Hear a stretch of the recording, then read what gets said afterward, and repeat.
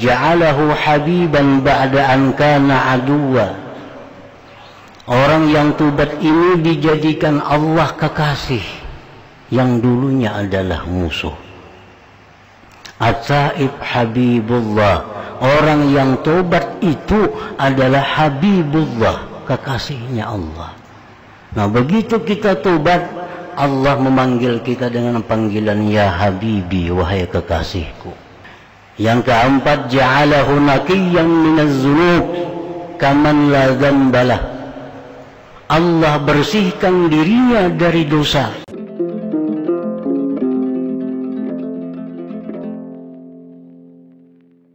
Para muhibbin rahimakumullah. Wa Muslimun, dan riwayat Imam Muslim,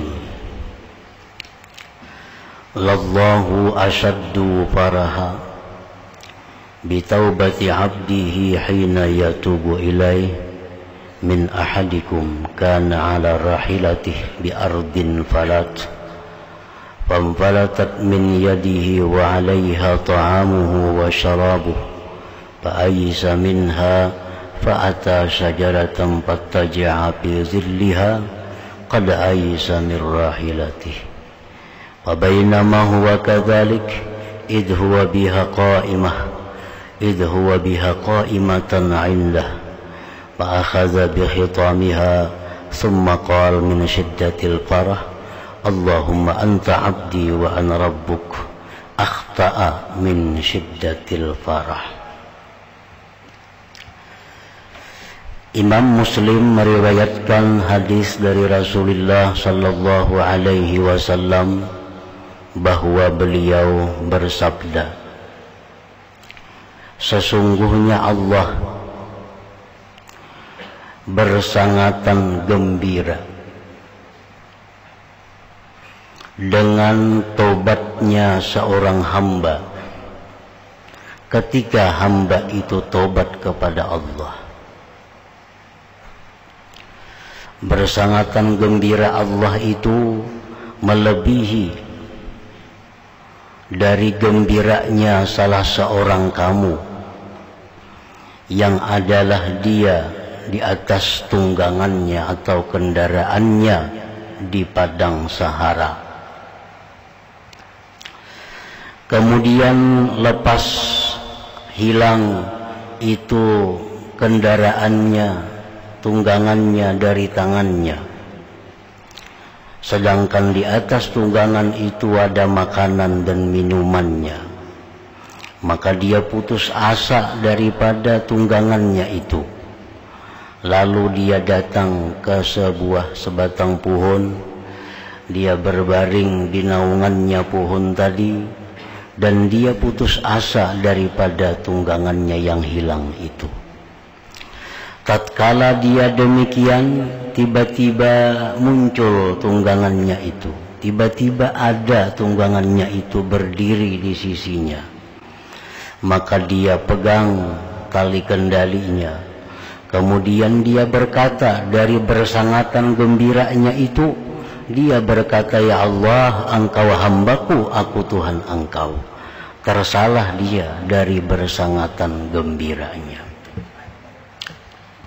Nah, para muhibbin rahimakumullah, ini Rasulullah sallallahu alaihi wasallam menggambarkan tentang kegembiraan seseorang.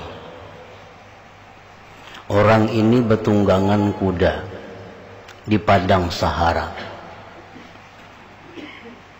Di padang Sahara, padang pasir yang tidak ada seorang pun di sana selain daripada dia bertunggangan kuda itu. Nah, begitu laki-laki tadi turun dari kudanya istirahat, ternyata kudanya itu lepas, lari dan hilang. Maka di kuda itu semua bahan-bahan bekalnya, di kuda itu makanannya, ada minumannya dan sebagainya.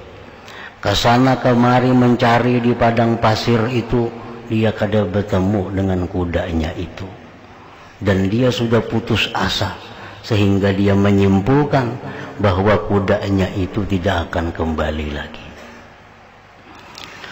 Nah, di waktu putus asa itu dia cari pohon untuk bernaung. Bernaunglah di bawah naungan pohon itu. Tiba-tiba kuda tadi datang.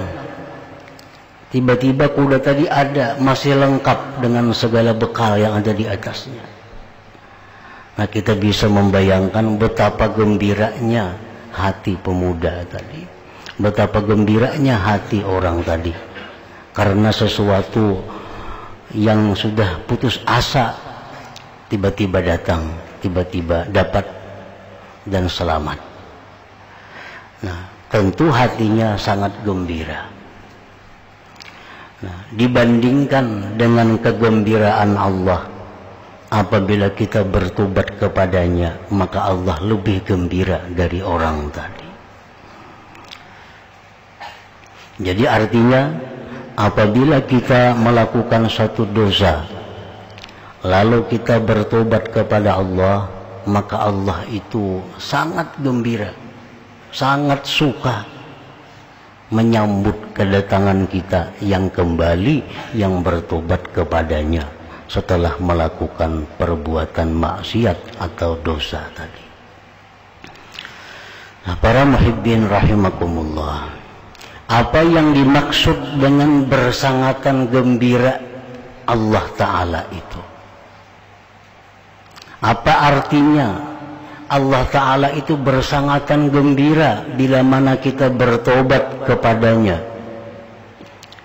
Para ulama menjelaskan maksudnya bahwa Allah bersangatan gembira apabila kita ini tobat kepadanya, artinya adalah bahwa Allah akan memberikan kita ganjaran yang besar.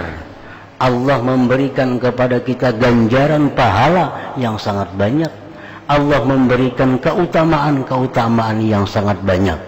Itu sebagai bukti kegembiraan Allah bila mana kita bertobat kepadanya. Para muhibbin rahimakumullah, apa yang Allah berikan kepada orang yang bertobat itu? Pertama, ansahullah habidhih wa jawarihahu wa bika al-ardib bidhunubah. Itu yang pertama diberikan Allah. Allah lupakan para malaikat hafazah. Allah lupakan anggota-anggota tubuh yang berbuat maksiat itu. Allah lupakan tempat-tempat di mana kita berbuat maksiat itu. Allah bikin semua itu lupa. Kan malaikat ini di hadapan Allah jadi saksi bahwa kita melakukan dosa. Anggota-anggota tubuh kita di akhirat lapor kepada Allah bahwa dia melakukan dosa. Tempat-tempat di bumi yang dimana pernah kita melakukan maksiat itu lapor kepada Allah bahwa di atas dia pernah pulan bin pulan berbuat maksiat. Nah, bila mana kita tobat kepada Allah, Allah gembira dengan tobat kita. Allah berikan kita yang pertama, Allah lupakan semua saksi-saksi itu, sehingga mereka tidak akan lapor kepada Allah bahwa kita pernah berbuat maksiat. Nah, satu. Yang kedua, faidah atau buah daripada kegembiraan Allah tadi, Allah berikan kepada kita yubaddilullah sayyiatihi hasanat. Dosa-dosa yang pernah kita lakukan itu, begitu kita tobat, diganti oleh Allah menjadi kebaikan-kebaikan.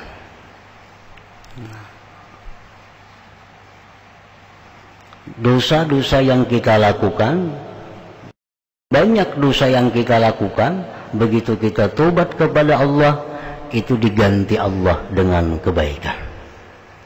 Nah, itu satu akibat daripada bersangatan gembiranya Allah kepada hamba yang tobat itu. Yang ketiga, ja'alahu habiban ba'da an kana aduwa. Orang yang tobat ini dijadikan Allah kekasih yang dulunya adalah musuh. At-taib habibullah, orang yang tobat itu adalah habibullah, kekasihnya Allah. Nah, begitu kita tobat, Allah memanggil kita dengan panggilan ya habibi, wahai kekasihku. Yang keempat, ja'alahu naqiyyan minaz dzunub kaman la dzambalah. Allah bersihkan dirinya dari dosa sama seperti orang yang tidak pernah berbuat dosa kepada Allah. Nah, yang kelima, Allah berikan pahala-pahala yang besar yang akhirnya Allah masukkan dia ke dalam surganya Allah. Nah, ini orang yang tobat kepada Allah tadi.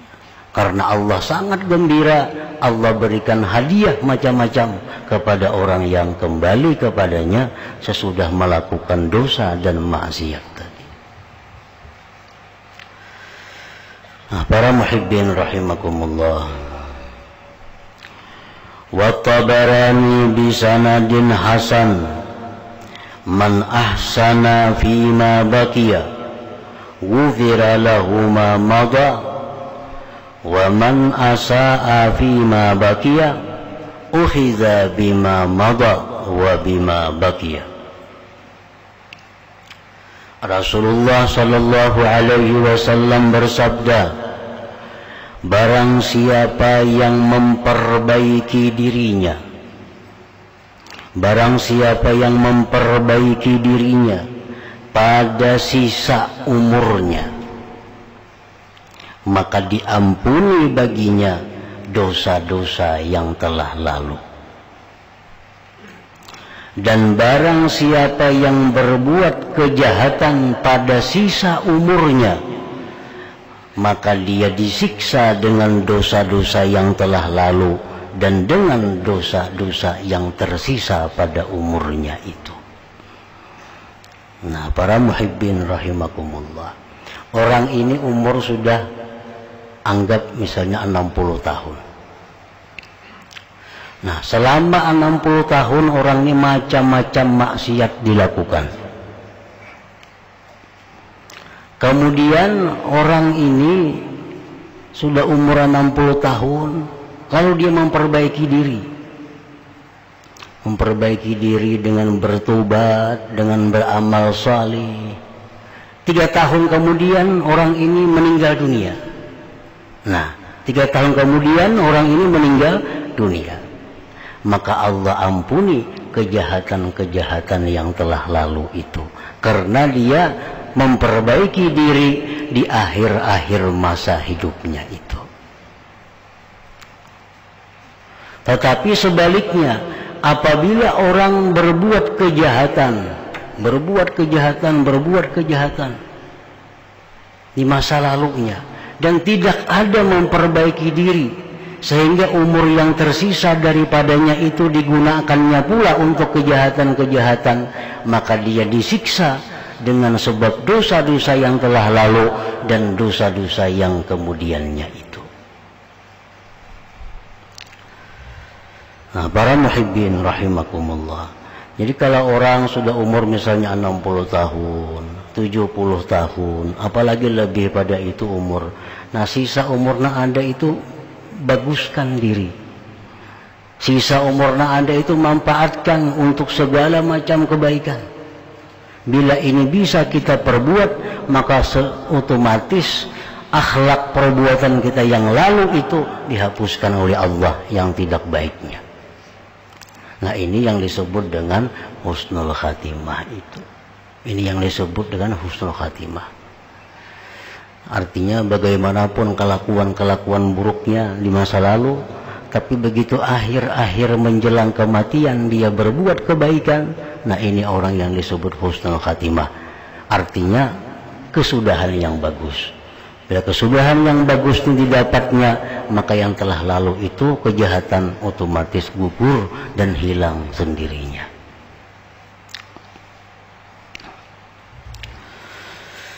وابن حبان في صحيحه والحاكم وصححه والطبراني بسند رواته ثقات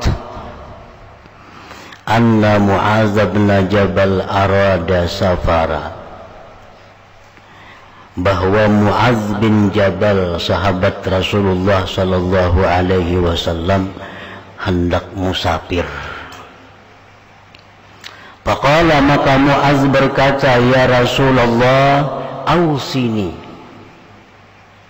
berikan ulun pesan, berikan ulun wasiat. Nah, ini adalah merupakan satu sunnah.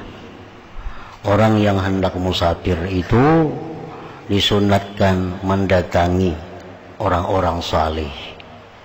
Orang hendak musafir itu disunatkan datang kepada para ulama. Apa datang ke sana? Tujuan yang pertama adalah minta nasihat. Apa-apa yang perlu dilakukan di dalam perjalanan itu. Yang kedua, minta doa kepada mereka itu. Nah, macam Mu'adz hendak musafir, beliau datang dulu kepada Rasulullah sallallahu alaihi wasallam dan beliau minta pesan, minta nasihat. Qala sallallahu alaihi wasallam, lalu Rasulullah bersabda, "U'budillah wa la tusyriku bihi syai'a." U'budillah wa la tusyrik bihi syai'a.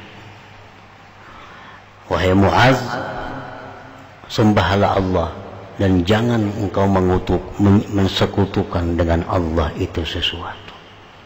Artinya bahasa kita, wahai Mu'adz, jaga iman tauhid engkau. Karena waktu musafir ini banyak yang dilihat, banyak yang dirasa, banyak yang didengar. Mungkin ada hal-hal yang bisa mengganggu akidah, yang mengganggu keimanan kita. Maka Nabi kita berpesan, jaga iman engkau kepada Allah. Qala ya Rasulullah zidni. Nah, ujar Mu'adz, wahai Rasulullah, tambahi pang lagi nasihatnya apa? Tambahi lagi. Qala Rasulullah sallallahu alaihi wasallam bersabda, "Iza asa'ta fa ahsin." Nah, ujar Nabi, bila engkau wahai Mu'adz berbuat satu kejahatan, bila engkau berbuat dosa, fa ahsin, maka berbuat baiklah engkau. Wal tuhassin khuluqak, hendaklah engkau perbaiki budi pekerti akhlak engkau. Wa Tirmidzi wa sahahahu, ittaqillah haitsu ma kunta wa atbi'is sayyi'atal hasanata tamhuha wa khaliqin nas bi khuluqin hasan.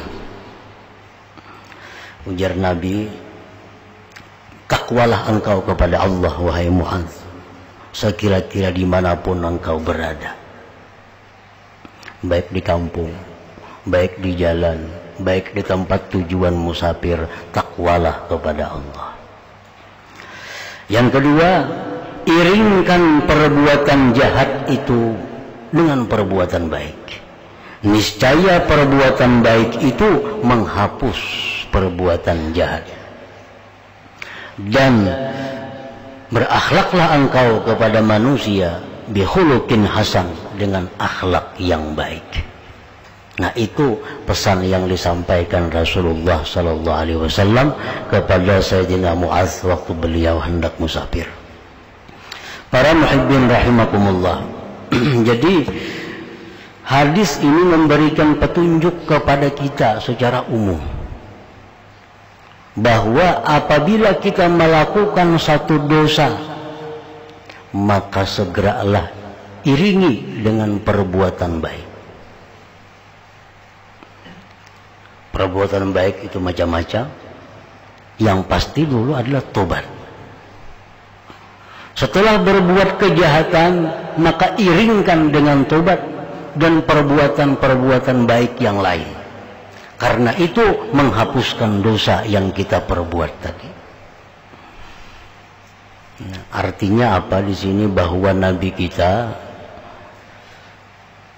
beliau tidak mengatakan jangan berbuat dosa, karena hal itu kadang mungkin dilakukan bagi seorang manusia yang tidak maksum, yang tidak terpelihara. Setiap manusia itu pasti ada memperbuat dosa, tetapi yang diperintahkan oleh Nabi adalah bukannya jangan berbuat dosa, tapi Nabi kita perintah bila engkau berbuat dosa maka iringkan dengan perbuatan baik, karena perbuatan baik itu menghapuskan dosa, ujar Nabi Sallallahu Alaihi Wasallam. Dan lagi ditambah oleh Rasulullah bahwa engkau berakhlak kepada manusia dengan akhlak yang baik, karena akhlak yang baik ini adalah merupakan sesuatu perbuatan yang sangat berguna untuk menghapuskan dosa. Kita masih ingat kisah seorang abid ahli ibadat yang berapa puluh tahun beribadah kepada Allah. Nah, begitu abid ini berzina, nah setelah berzina lalu abid ini memberikan roti yang ada padanya kepada orang yang kelaparan. Ditimbang dosa zinanya dengan amal yang sekian puluh tahun itu kali cukup, tetapi sedekah roti kepada orang yang membutuhkan itu yang bisa mengalahkan dosanya zina itu. Nah, memberikan roti kepada orang yang memerlukan itu adalah bagian daripada akhlak yang baik. Nah, makanya jar Nabi tadi, bila engkau berbuat dosa maka iringkanlah dosa itu dengan perbuatan baik, seperti tobat, istighfar, salawat dan sebagainya, dan lagi berakhlaklah kamu dengan akhlak yang baik. Rasulullah SAW bersabda, Inna husnal khuluq la yudhibul khati'ah kama tudhibu samsul jalid. Ujar Nabi kita, sesungguhnya budi pekerti akhlak yang bagus itu dia menghancurkan dosa, meluluhkan dosa, sebagaimana menghancurkan meluluhkannya matahari akan air yang beku. Nah, banyu es to anda kakak panas luluhnya. Nah, begitulah akhlak yang baik ini, dia meluluhkan, menghancurkan dosa yang pernah kita lakukan itu. Rasulullah SAW bersabda lagi, Innal abda la yablughu bi husni khuluqihi azima darajatil akhirah wa syarafal manazil wa innahu la dha'ifun fil ibadah. Seorang hamba itu mencapai dengan kebaikan akhlaknya derajat yang besar, kemuliaan yang tinggi di sisi Allah, padahal dia lemah ibadahnya. Orang ini ibadahnya kada kuat, tetapi budi pekertinya orang ini bagus, akhlaknya bagus, maka orang ini dengan budi pekerti yang bagus itu ditempatkan Allah pada tempat yang tinggi, pada derajat yang tinggi di sisi Allah Subhanahu wa ta'ala. Nah, para muhibbin rahimakumullah, lalu akhlak yang bagus yang dimaksud itu yang bisa menggugurkan dosa, yang menghapuskan kesalahan itu. Nah, Rasulullah menjelaskan secara garis besar tentang akhlak yang baik itu. Ujar Nabi kita, baik akhlak itu tasilu man kata'ak wa tu'ti man haramak wa ta'fu amman zalamak. Tasilu man qata'aka wa tu'tiya man haramaka wa ta'fu amman zalamak. Itu dasar daripada akhlak yang baik, pokok akhlak yang baik. Menghubungi orang yang tidak pernah menghubungi engkau. Kita ada bisikawan, ada bisi keluarga yang jauh dari kita, yang kada pernah menghubungi kita, kada pernah menghubungi lewat surat, lewat apa, kada pernah. Nah, kita hubungi mereka itu. Satu, itu akhlak yang baik. Yang kedua, wa tu'tiya man haramak, memberi orang yang tidak memberi engkau. Kada usah memberi kita ba'aruhan, kada usah atari. Nah, kalau kita ba'aruhan, atari. Atari. Kada usah memberi kita, bilanya ada kelebihan rezeki, kada pernah memberi kita. Nah, kita ada lebihan rezeki, berikan kepadanya. Nah, itu adalah baik akhlak. Yang ketiga, ujar Nabi, engkau maafkan orang yang menzalim engkau. Kada perlu menunggu minta maaf. Nah, orang ada kita dengar ada orang menggibah kita, sudah kita maafkannya. Ada orang kita dengar memfitnah kita maafkannya, kada perlu menunggu ini minta maaf. Nah, ini budi pekerti yang baik, akhlak yang baik. Itu yang seperti itulah yang menghapuskan dosa kita, yang meluluhkan dosa kita. Kalau ada orang misalnya menggibah kita, menganiaya kita, lalu kita maafkan mereka itu, maka sangat banyak, tidak sedikit dosa yang gugur di tubuh kita. Kita mendengar ada si anu nyambat pian ini, aku maafkan.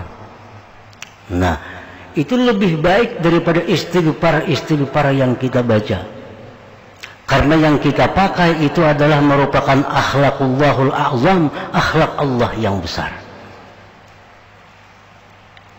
Nah, para muhibbin rahimakumullah,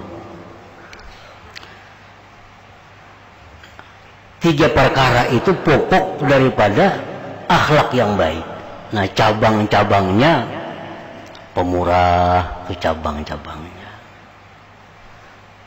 Kalau kita memberi kepada orang yang memberi kita, itu biasa aja. Beberian itu biasa sudah. Ini memberi, kita beri. Ini baruhan ma'atari, kita atari. Itu sudah lumrah. Tapi kalau kita memberi kepada orang yang kada pernah memberi kita, nah ini akhlak yang baik. Itu pemurah.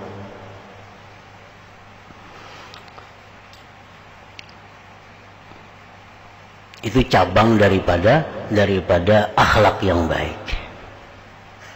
Apalagi cabang daripada akhlak yang baik itu la fadza, nah, tidak kasar tutur katanya. Tidak kasar tutur katanya. Nah, kalau ada keluar artinya di mulutnya itu satu ucapan-ucapan yang menyakiti hati orang. Ucapan yang kasar. Nah, ini buah daripada akhlak yang baik tadi.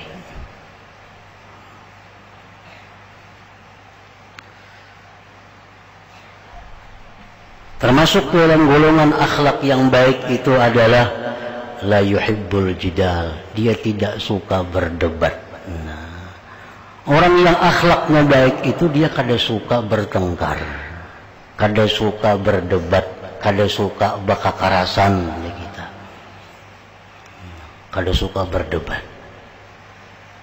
Rasulullah telah menyatakan bahwa man tarakal mira wa huwa muhik bunya lahu baitun fi a'lal jannah. Orang yang meninggalkan berdebat bahwa bakakarasan itu padahal dia benar tapi dia tinggalkan, maka dia dibangunkan rumah di atas surga. Berdebat bahwa yang kada kakaruan, bakakarasan. Nah, padahal seorang ini bujur. Seorang bujur, Anda mengarasi, ya sudah. Bukan masalah agama, bukan masalah untung rugi, masalah pandiran-pandiran yang kada kakaruan, yang kada ada manfaatnya, bakakarasan, bahualan. Nah, kalau kita punya akhlak yang baik, tinggalkan perdebatan itu. Dan meninggalkan perdebatan itu bukan sia-sia. Allah akan memberi kita suatu hadiah rumah di atas surga. Jikalau kita meninggalkan perdebatan itu. Contoh perdebatan yang kada ada manfaatnya, Nah, bila kita tinggalkan, kita dapat pahala yang besar dan bagian akhlak yang baik yang kita dapat. Umpamanya berselisih bahwa dalam masalah pembicaraan kawanan apa, umpamanya jadi kita amun mulai sini kita ke Samarinda itu 7 jam hanya sampai. Untuk kawan kita bak ada sampai paling 5 jam. Nah, ayo 5 jam ada apa juga. Harus dikarasi lagi. Bila dikarasi berdebat ngarannya. Nah, itu contoh jidal. Kan usah disambung lagi. Jakarta bakal ada sampai 7 jam 5 jam aja. Bakal ada aku sudah merasai 7 jam mama lawani ngarannya itu. Kada usah dilawani. Jadi 3 jam aja ayo ada bapak juga 3 jam. Dikarasi kada ada untungnya. Apa?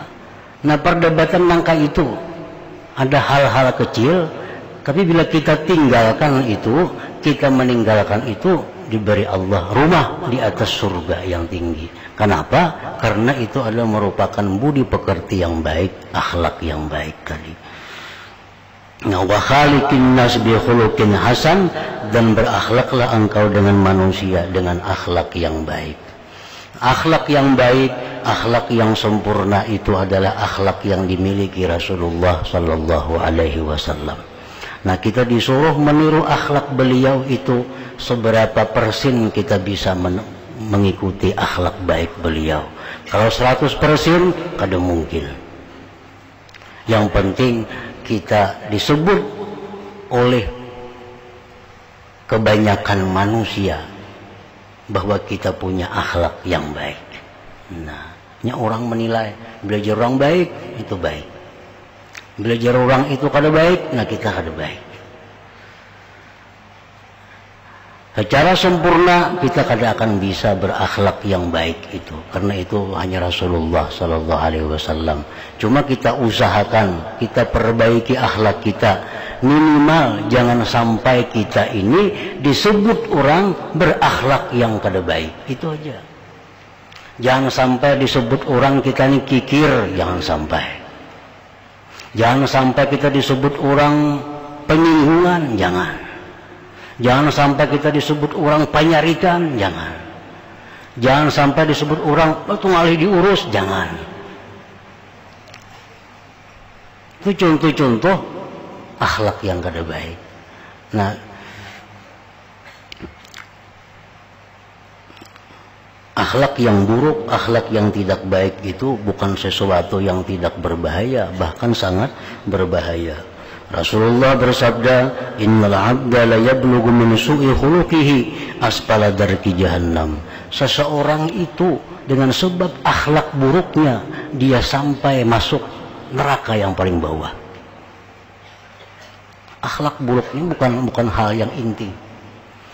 Dilaporkan kepada Rasulullah, di sana wahai Rasulullah ada perempuan yang sembahyang pekerjaannya, puasa pekerjaannya, tapi kadang-kadang mulutnya itu menyakiti. Mulutnya itu menyakiti, kata-katanya menyakiti orang. Pada ahli ibadah, sembahyang, puasa, pekerjaannya di pasahapan aja mukanya ada bebaculan. Tapi tutur katanya itu tu'zi, menyakiti. Nah, tutur katanya menyakiti. Apa jawab Nabi? La khaira fiha, pada ada baiknya orang itu. Nah, pada ada baiknya orang itu. Jadi akhlak yang mulia ini adalah sesuatu yang sangat besar nilainya di sisi Allah Subhanahu wa ta'ala.